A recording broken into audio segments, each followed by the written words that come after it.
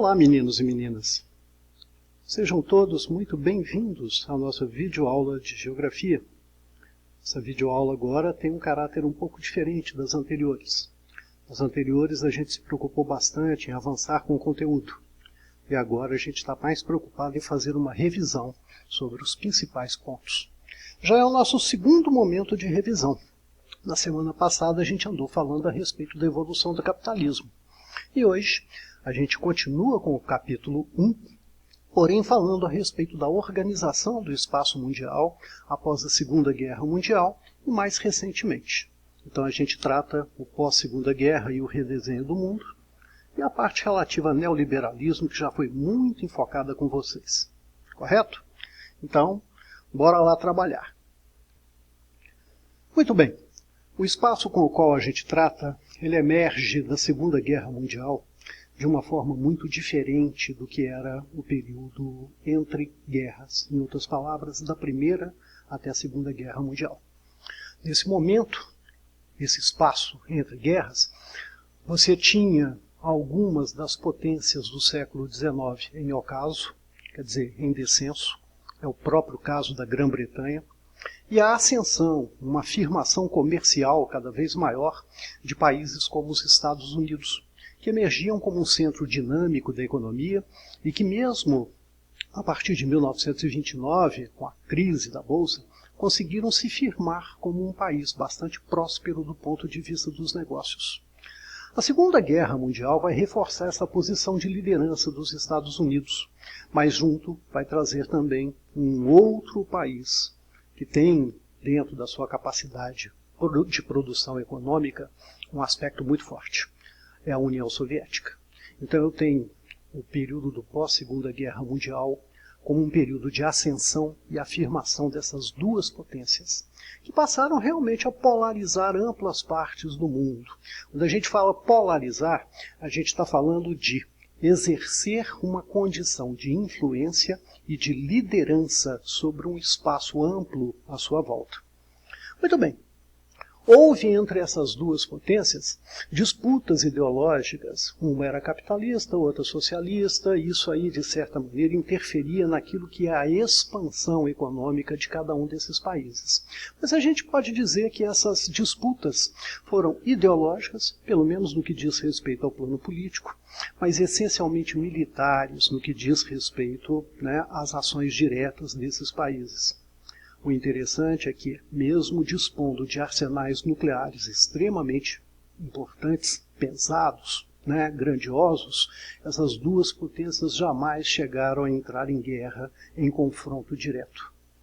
A oposição desse período ficou conhecida nos livros como oposição leste-oeste.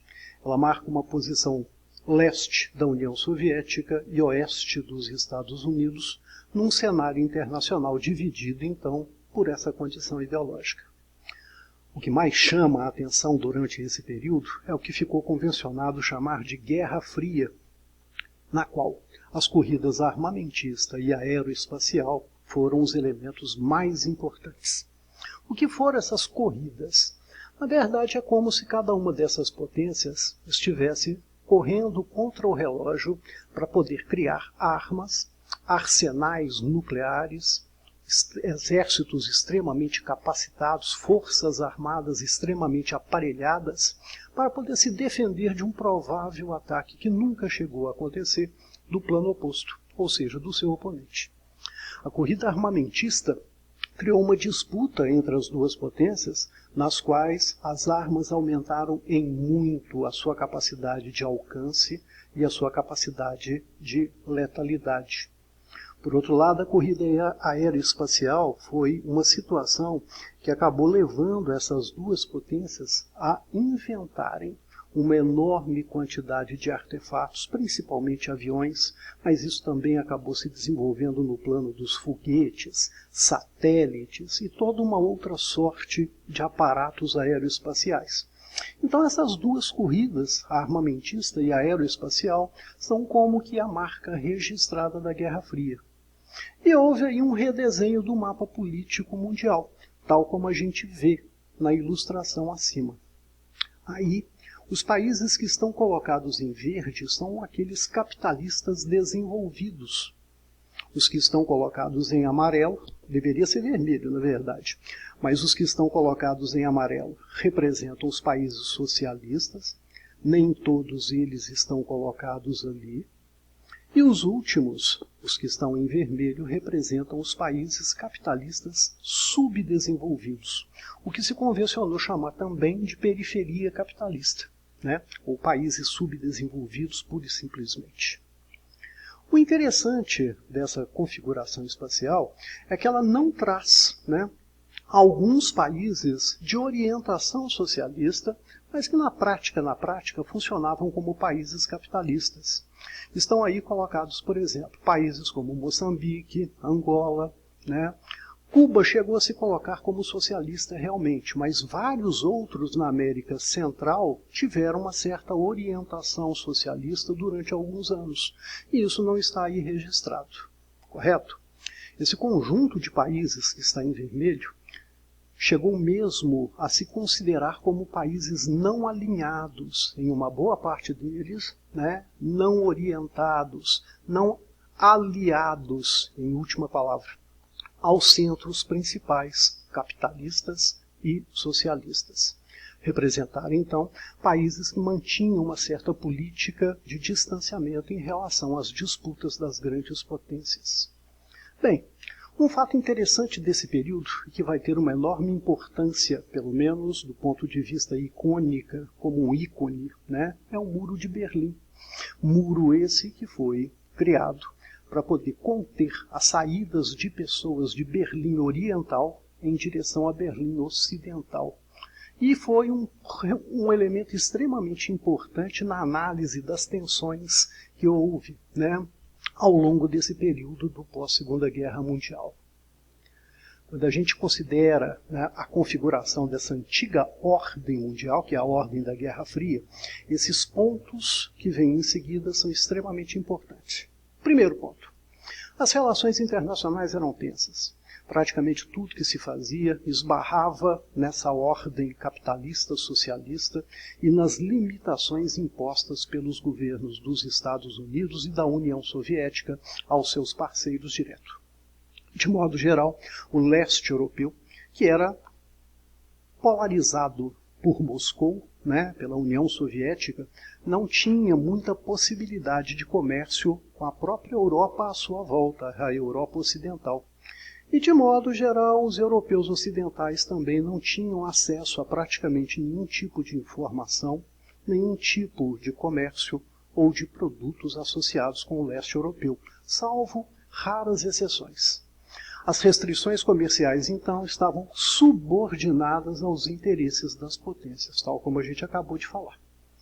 Mas um ponto interessante é de que, apesar das potências não terem, né, entre si nenhum tipo, né, de atrito direto, em outras palavras, nenhuma guerra foi travada entre os países Estados Unidos e União Soviética, conflitos armados ocorreram entre países que eram liderados por eles, né, que estavam, de certa maneira, associados a eles. É o caso, por exemplo, da Guerra do Vietnã, que teve a participação dos Estados Unidos, mas que foi travada não com a União Soviética, e sim com os vietnamitas do Norte. É o caso, por exemplo, da Guerra da Coreia, que também teve a participação dos Estados Unidos, mas não foi travada diretamente com a União Soviética, e sim com um país de orientação socialista, associado principalmente à China e também à União Soviética. Muito bem, então o que acontece? Essas guerras, elas eram, na verdade, financiadas, armadas, tuteladas pelas potências, mas não envolviam diretamente as duas potências em confronto direto. Havia um risco também de uma hecatombe de proporções mundiais, uma destruição mundial, caso houvesse, por exemplo, né, uma guerra nuclear. E essa situação, graças a Deus, nunca chegou a acontecer. Essa configuração da antiga ordem mundial, ela vai até a década de 70, muito fortemente apoiada nessa bipolaridade internacional. A partir da década de 70, começam a acontecer alguns entendimentos, o Tratado de Limitação de Armas Táticas, o SALT, tanto o SALT I quanto o SALT II, acabaram limitando bastante, né, a criação de novos artefatos nucleares. Continuaram a acontecer, mas continuaram a acontecer de uma forma um pouco mais velada, né, do que anteriormente. Já na década de 80, a gente começa a ter, então, um arrefecimento, um enfraquecimento da Guerra Fria do ponto de vista da sua natureza militar principal. Os conflitos que passam a acontecer a partir desse momento são conflitos mais regionalizados e que não têm muita situação internacional da antiga ordem mundial, ou seja, da Guerra Fria tradicional. Muito bem, o que acontece então na década de 80 que leva a esta mudança? Há uma mudança enorme na capacidade de influenciar o cenário internacional. Essa mudança está principalmente na alteração das condições táticas, das condições técnicas principalmente, com as quais é feito o comércio mundial. Quem passa a ser potência a partir da década de 80? Cada vez mais aqueles países que investiram na capacidade tecnológica e que começam a ter também um efeito comercial muito importante, né, do ponto de vista das suas políticas externas. Existe cada vez mais, a partir da década de 80, uma preocupação, né, com o plano regional. E existe também, né, uma mudança que foi provocada pela liberalização comercial. Essa liberalização comercial significa, na verdade, que os polos de poder já não exerciam tanta força restritiva sobre os negócios comerciais de cada um dos seus países. Então o leste europeu, a partir da década de 80, começa a se distender também. Começa a acontecer cada vez mais um esforço no sentido de se criar uma nova ordem mundial. E essa nova ordem mundial tem as seguintes características. Primeiro, acontece cada vez mais a industrialização das periferias capitalistas. Mais e mais fábricas, mais e mais grupos econômicos transferem uma parte de seus negócios para países da periferia capitalista, principalmente no Sudeste Asiático, uma rota comercial extremamente importante. Começam a acontecer fusões empresariais que formam grandes grupos de atuação global. Começa a acontecer cada vez mais um volume comercial internacional bastante grande, crescendo, praticamente duplicando a períodos muito curtos, é a globalização econômica. E começa a acontecer também, né, uma regionalização. Em outras palavras, uma organização dos países de acordo com a sua proximidade e vizinhança e uma regionalização do mercado. Junto a isso, também aconteceram mudanças no capitalismo que nós já estudamos em momentos anteriores, ligadas principalmente com o neoliberalismo. Na segunda parte da nossa revisão sobre esse assunto, nós vamos trabalhar com alguns exercícios que eu gostaria de apresentá-los a vocês para que, né, vocês pudessem já prepará-los com antecedência e nós pudéssemos discuti-los no próximo encontro. Ok? Eu vou passar esses exercícios. Até lá. Obrigado.